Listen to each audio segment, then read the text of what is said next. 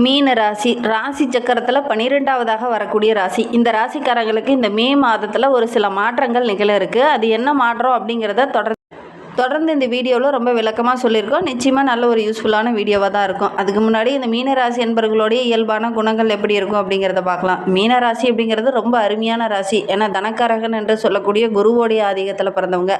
இவங்களுடைய தந்தை இவங்க பிறந்ததுக்கு அப்புறம் பார்த்திங்கன்னா ஒரு அரசாங்க வேலைக்கோ அல்லது ஊரில் ஒரு முக்கியமான பதவிக்கோ வந்திருப்பார். உண்மையா இல்லையா அப்படிங்கிறத மறக்காமல் தெரிவிங்க. ஏன்னா குருவோடைய ஆதிக்கத்தில் பிறந்த மீனராசி என்பவர்கள் பெரும்பாலும் பார்த்திங்கன்னா உங்களுடைய வீட்டுக்கு பக்கத்தில் ஒரு கல்வி கூடமோ அல்லது ஒரு மடமோ இந்த மாதிரி ஏதாவது ஒன்று உங்களுடைய வீட்டுக்கு பக்கத்தில் இருக்கா இல்லையா அப்படிங்கிறத மறக்காமல் இந்த மீனராசி என்பவர்கள் இந்த வீடியோவை பார்த்துட்ருக்கீங்க அப்படின்னா தெரிவிங்க. அல்லது உங்களுடைய வீட்டுக்கு பக்கத்தில் பார்த்திங்கன்னா ஏதாவது ஒரு ஆசிரியரோ அல்லது ஒரு குருமார்களோ இருக்கிறதுக்கான வாய்ப்புகள் அதிகம். அதே மாதிரி உங்களுடைய வீட்டுக்கு பக்கத்தில் பார்த்திங்கன்னா ஏதாவது ஒரு தொழில் ஸ்தாபனம் இருக்குங்களா அப்படிங்கிறத மறக்காமல் எங்களுடைய கமெண்ட் பாக்ஸில் தெரிவிங்க. இந்த மீன ராசி அப்படிங்கிறது ரொம்ப அருமையான ராசி. எல்லா இடத்துலையும் நல்ல ஒரு பேச்சாற்றலுடைய ராசி அப்படின்னு பெயர் வாங்கியிருப்பாங்க. இவங்க ஒரு விஷயத்தில் இறங்கிட்டாங்க அப்படின்னா பேசியே சாதிப்பாங்க அப்படின்னு சொல்லுவாங்க. இவங்க ஒரு முக்கியமான முடிவு எடுத்துட்டாங்க அப்படின்னா கரெக்டாக முடிவு எடுத்துட்டாங்க. ஆனால் மற்றவங்களையும் அதே மாதிரி அந்த முக்கியமான முடிவுக்கு ஒத்துப்போக வைக்கக்கூடிய ராசி தான் இந்த மீனராசி அப்படின்னு சொல்லலாம். அதை தான் இவங்க வாக்கு சாதித்யம் படைத்த ராசி அப்படின்னு மீனராசி என்பவர்களை சொல்லுவாங்க. ஒரு வாக்கு கொடுத்துட்டாங்க அப்படின்னா அந்த வாக்கு எப்பாடுபட்டாவது காப்பாற்றணும் அப்படின்னு நினைப்பாங்க. 10 பேர்த்துக்கு மத்தியில் தனக்கு ஒரு மதிப்பு மரியாதை இருக்கணும் அப்படின்னு நினைப்பாங்க. பொதுவாகவே எல்லாரும் அப்படி தான் நினைப்பாங்க. ஆனால் மீனராசி என்பவர்களுக்கு ஒரு தன்னுடைய கௌரவத்தில் எந்த ஒரு இடைஞ்சலும் வரக்கூடாது அப்படின்னு நினைக்கக்கூடிய ஒரு ராசி. அதே மாதிரி தன்னுடைய எதிரிக்கு கூட அந்த உதவக்கூடிய மனோபக்குவம் உள்ள ஒரு ராசி அப்படின்னு சொல்லலாம். தனக்கு ஒரு கஷ்டம் வந்துட்டாலும் தனக்கு ஒரு துன்பம் வந்துட்டாலுமே அதை சமமாக பாவிக்கக்கூடிய ஒரு ராசியும் இந்த மீனராசி தான் அப்படின்னு சொல்லலாம். இந்த மீனராசி என்பவர்கள் விருந்தினர்கள் வீட்டுக்கு வந்தாங்கன்னா அப்படி உளுந்து கவனிப்பாங்க. ஏன்னா இங்கே சுக்கிரன் உச்சம் பெறார். அதனால் அந்த சுக்கிரன் காதல் கிரகம். அன்பு அப்படின்னா ரொம்ப இறங்கி போகக்கூடிய ஒரு ராசி தான் நம்மளுடைய மீனராசி அப்படின்னு சொல்லலாம். அன்புக்கு கட்டுப்பட்டவங்க. அன்பை எல்லா விஷயத்தையும் சொன்னோம்னா ஏற்றுப்பாங்க. அதே மாதிரி இவங்க ரொம்ப கொஞ்சம் உணர்ச்சி வசப்படுவாங்க அப்படின்னு சொல்லலாம். ஒரு சிலர்லாம் சென்டிமெண்ட்டாக ஏதாவது ஒரு விஷயத்த சொல்லி இவங்கள தன் வசப்படுத்திக்குவாங்க. அதனால் கொஞ்சம் இவங்க கவனமாக தான் இருக்கணும். ஒவ்வொரு இடத்துலையுமே கொஞ்சம் புத்திசாலித்தனமாக இருக்கணும். ஏன்னா இங்கே புதன் நீச்சமாகிறார். அதனால் கொஞ்சம் கவனமாக தான் இவங்க இருக்கணும். இல்லை அப்படின்னா ஏமாறக்கூடிய ஒரு சூழ்நிலை இவங்களுக்கு ஏற்பட்டுரும். அதனால் கொஞ்சம் கவனமாக தான் இருக்கணும். சரி, இந்த மே மாதத்தில் இவங்களுக்கு என்னென்ன மாற்றங்கள் நிகழ இருக்குது, என்னென்ன விஷயங்கள்லாம் அவங்களுக்கு சாதகமாக இருக்க போது. ஏன்னா 7.5 சனிக்காலம் ஜென்ம சனிக்காலம் என்பதனால இவங்களுக்கு கடந்த சில 4 ஆண்டுகளாகவே நிறைய இன்னல்கள் பிரச்சனைகள் இதெல்லாம் அனுபவிச்சுட்டு இருக்காங்க. நிறைய விரயங்களும் வரும். ஒரு பக்கம் பார்த்திங்கன்னா வருமானமும் வந்துட்டு இருக்கு அப்படின்னே சொல்லலாம்.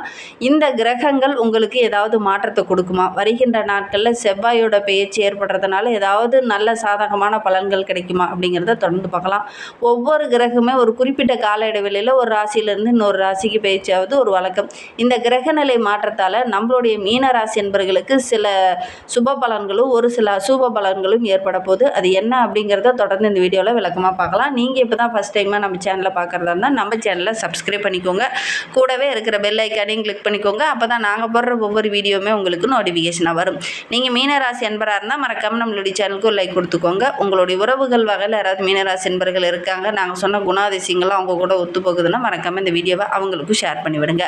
மீனராசியில் நீங்கள் எந்த நட்சத்திரத்தில் பிறந்தீங்க அப்படிங்கிறத மறக்காமல் எங்களுடைய கமெண்ட் பாக்ஸில் தெரிவிங்க. உங்களுக்கு ஜோதிட ரீதியாக ஏதாவது சந்தேகம் இருக்குது, ஏதாவது ஆலோசனை வேணும், உங்களுடைய ஜனன ஜாதகத்தை ஏதாவது பார்க்கணும் அப்படின்னா டிஸ்கிரிப்ஷனில் ஜோதிடரோட வாட்ஸ்அப் நம்பர் கொடுக்கப்பட்டிருக்கு. அந்த நம்பருக்கு கால் பண்ணி முன்பதிவு செஞ்சுக்கோங்க. உங்களுடைய சந்தேகங்களுக்கு நல்ல ஒரு தீர்வு கிடைக்கும். நம்மளுடைய மீன ராசிக்கு ஜென்ம சனி நடந்துட்டு இருக்கு. நடுத்தர வயதில் இருக்கிறவங்களுக்குலாம் ஓரளவுக்கு சாதகமான பலன் கிடைக்கும். பெரிய பாதிப்பு எதுவும் ஏற்படாது. இந்த இளைய பருவத்தில் இருக்கக்கூடிய மீனராசி என்பவர்கள் கொஞ்சம் கவனமாக தான் இந்த காலகட்டத்தில் இருக்கணும். முதல் சுற்ற சனி பகவான் வரும்போது ஒரு சில தாக்கத்தை ஏற்படுத்துவார். குறிப்பாக பார்த்திங்கன்னா ரேவதி நட்சத்திரக்காரங்களுக்கு சிறிய மாற்றங்கள் இந்த காலகட்டத்தில் ஏற்படும். உத்திரட்டாதி பூரட்டாதி நட்சத்திரக்காரர்களுக்கு கொஞ்சம் மன அழுத்தம் ஏற்படக்கூடிய ஒரு சூழ்நிலை இருக்குது. ஒரு சிலருக்கு குடும்பத்தினால ஒரு சில மன அழுத்தங்கள் ஏற்படும். ஒரு சிலருக்கு தொழிலில் சின்ன மன அழுத்தங்கள் ஏற்படக்கூடிய ஒரு சூழல் இந்த காலகட்டத்தில் இருக்கா இல்லையா அப்படிங்கிறத மறக்காமல் எங்களுடைய கமெண்ட் பாக்ஸில் இந்த மீனராசி என்பர்கள் பார்த்துட்டு இருக்கீங்க அப்படின்னு தெரிவிங்க. எந்த பிரச்சனை வந்தாலும் அசால்ட்டாக சமமாக, அதாவது கஷ்டமோ துன்பமோ எந்த பிரச்சனை வந்தாலும் இன்பம் வந்தாலும் துன்பம் வந்தாலும் சமமாக பாவிக்கக்கூடிய ராசி தான் நம்மளுடைய மீனராசி. இந்த காலகட்டத்தில் எந்த பிரச்சனை வந்தாலும் அதிலேருந்து வெளியில் வர்றதுக்கு முயற்சி பண்ணுங்கள். அதற்கான தைரியமும் தன்னம்பிக்கையும் இந்த காலகட்டத்தில் உங்ககிட்டயே தான் இருக்குது அப்படின்னு சொல்லலாம். சொல்லலாம். ஏன்னா சூரியன் 2ஆம் வீட்டில் வந்து அமர்ந்திருக்கிறார். அதனால் ஓரளவுக்கு தைரியமும் தன்னம்பிக்கையும் இந்த காலகட்டத்தில் உங்களுக்கு வரும். பணவரவு ஓரளவுக்கு சிறப்பாக இருக்குது. ஏன்னா ராஜ யோகாதிபதி என்று சொல்லக்கூடிய 2 மற்றும் 9க்குரிய செவ்வாய் வந்து வலிமையான இடத்துல அமர்ந்திருக்கிறார். அதனால் தைரியமாக எல்லா இடத்துலையும் இறங்குவீங்க. ஓரளவுக்கு சாதகமான பலனை வருகின்ற நாட்களில் இந்த மீனராசி என்பவர்கள் எதிர்பார்க்கலாம் அப்படின்னே சொல்லலாம். ஏன்னா பயந்து பயந்து வாழ்ந்த காலம் உங்களுக்கு ஒரு முடிவுக்கு வந்துருச்சு. இனி வந்து பயம் இல்லாமல் ஒரு தெளிவாக தைரியமாக எல்லா விஷயத்துலையும் இறங்குவீங்க. ஒரு மிகப்பெரிய லாபத்தை வருகின்ற நாட்களில் இந்த மீனராசி என்பவர்கள் எதிர்பார்க்கலாம் அப்படின்னே சொல்லலாம். எவ்வளோ பெரிய கஷ்டம் வந்தாலும் பிரச்சனை வந்தாலும் அசால்ட்டாக இந்த காலகட்டத்தில் சமாளிப்பீங்க. அந்த அளவுக்கு உங்களுடைய தன்னம்பிக்கையும் தைரியமும் ரொம்ப சிறப்பாக இருக்குது அப்படின்னே சொல்லலாம். தொழிலில் வியாபாரத்தில் நல்ல லாபம் கிடைக்கக்கூடிய ஒரு யோகமான கிரக அமைப்பு தான் நம்மளுடைய மீனராசி என்பவர்களுக்கு அப்படின்னு சொல்லலாம்.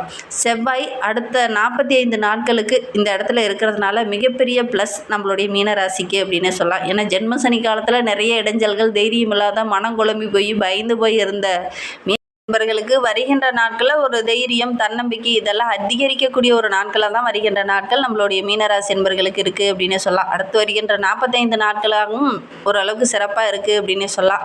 3ஆம் இடத்துல சுக்கிரன் வலுவான இடத்துல இருக்கிறதுனால அறிமுகமல்லாத நபர்களால் ஒரு சில லாபங்களோ ஒரு சில வருமானமோ இந்த காலகட்டத்தில் இந்த மீனராசி என்பவர்களுக்கு கிடைக்கும். சமுதாயத்தில் கூட உங்களுக்குன்னு நல்ல ஒரு பெயர், அந்தஸ்து இதெல்லாம் கிடைக்கக்கூடிய ஒரு யோகமான கிரக அமைப்பு தான் நம்மளுடைய மீனராசி என்பவர்களுக்கு அப்படின்னே சொல்லலாம். ஜென்ம சனிக்கான இப்படி ஒரு அதிர்ஷ்டமா அப்படின்னு நீங்களே யோசிக்கிற மாதிரி ஒரு சில நல்ல விஷயங்கள் இந்த காலகட்டத்தில் நடக்க போகுது. பெரிய பெரிய விஐபிகளோட அறிமுகம் இந்த காலகட்டத்தில் கிடைக்கும். அதே நேரத்தில் அவங்களும் ஒரு சில இடத்துல உங்களுக்கு உதவிகரமாக இருப்பாங்க. நல்ல லாபம் கிடைக்கக்கூடிய ஒரு யோகமான கிரக அமைப்பு நம்மளுடைய மீனராசி என்பவர்களுக்கு அப்படின்னே சொல்லலாம். வாழ்க்கை துணை வழியில் கூட ஒரு சில யோகமான பலன்கள் வருகின்ற நாட்களில் நம்மளுடைய மீனராசி என்பவர்களுக்கு கிடைக்க போகுது அப்படின்னே சொல்லலாம். கிழக்கு திசையிலேருந்து ஒரு சில லாபங்கள் இந்த காலகட்டத்தில் நம்மளுடைய மீனராசி என்பவர்களுக்கு கிடைக்கும்.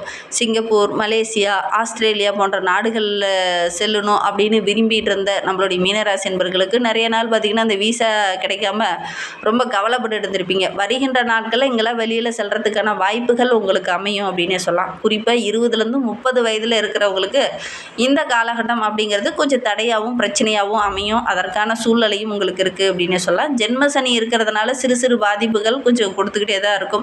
மனம் வருந்துற மாதிரி ஒரு சில தடைகள், இடைஞ்சல்கள் இடையில வந்துக்கிட்டே இருக்கும்.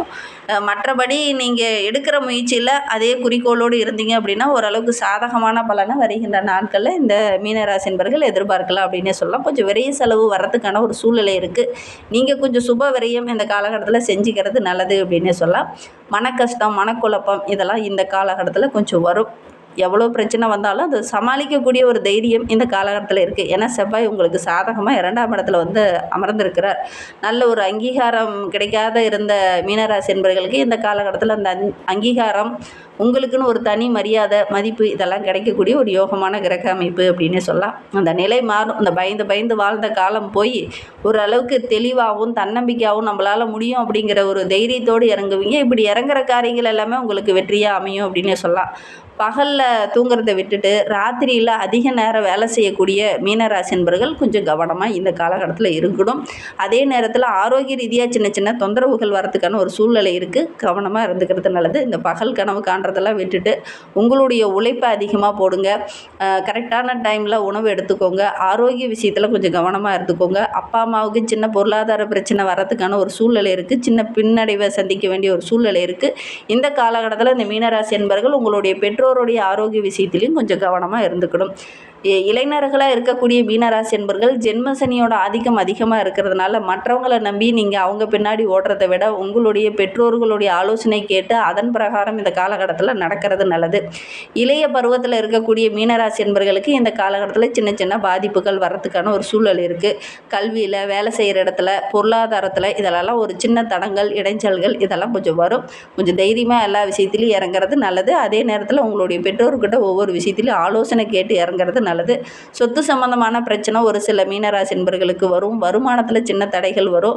சகோதரர் மூலிமா ஏதாவது ஒரு நன்மையோ அவங்க மூலிமா ஒரு சில உதவிகளோ இந்த காலகட்டத்தில் இந்த மீனராசி என்பவர்களுக்கு கிடைக்கும் அப்படின்னு சொல்லலாம். குறிப்பாக இளைய பருவத்தில் இருக்கக்கூடிய மீனராசி என்பவர்கள் இந்த காலகட்டத்தில் காதல் வயப்படக்கூடும். கொஞ்சம் கவனமாக இருந்துக்கிறது நல்லது. பண விஷயத்தில் கொஞ்சம் கவனமாக இருங்க.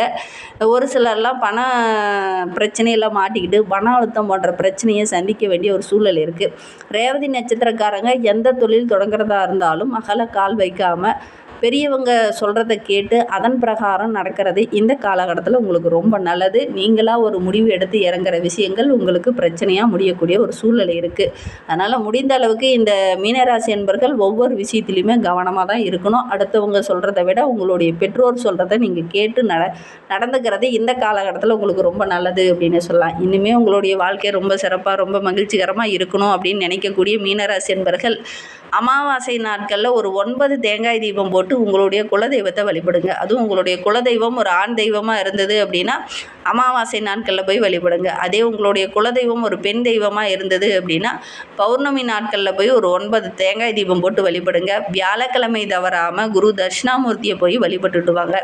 ஏன்னா உங்களுடைய ராசி அதிபதி குரு பகவான். அதனால் நீங்கள் வியாழக்கிழமை தோறும் குரு பகவானை வழிபடுங்க. முடிந்தால் மஞ்சள் நிற பூக்களை வாங்கிட்டு போய் அர்ச்சனை செய்து வழிபடுங்க. எடுக்கிற காரியங்கள் உங்களுக்கு வெற்றியாக அமையும். நம்பிக்கையோடு அதை செஞ்சு பாருங்கள். இந்த மாதிரி பயனுள்ள தகவலை நீங்கள் தொடர்ந்து கேட்கணும் அப்படின்னு நினச்சிங்கன்னா நம்ம சேனலை சப்ஸ்கிரைப் பண்ணிவிட்டு கூடவே இருக்கிற பெல் ஐக்கானையும் கிளிக் பண்ணிக்கோங்க. அப்போ தான் நாங்கள் போடுற ஒவ்வொரு வீடியோவுமே உங்களுக்கு நோட்டிஃபிகேஷனாக வரும். நீங்கள் மீனராசி அன்பராக இருந்தால் மறக்காமல் நம்மளுடைய சேனலுக்கு ஒரு லைக் கொடுத்துட்டு உங்களுடைய உறவுகள் வகையில் நண்பர்கள் வகையில் யாராவது மீனராசி அன்பர்கள் இருக்காங்க அப்படின்னா மறக்காமல் இந்த வீடியோவை அவங்களுக்கும் ஷேர் பண்ணிவிடுங்க. வீடியோவை முழுமையாக பார்த்ததற்கு மிகவும் நன்றி. தேங்க்யூ.